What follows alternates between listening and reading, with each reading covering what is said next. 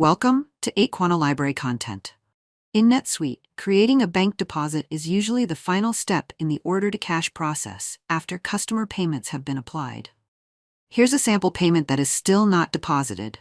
It was created from an invoice, and you can see that the account used is undeposited funds. To make deposits, go to Transactions, Bank, Make Deposits.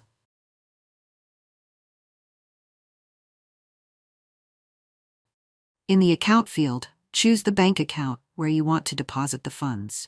Set the date to match when the funds were actually deposited in the bank. Add a memo if needed.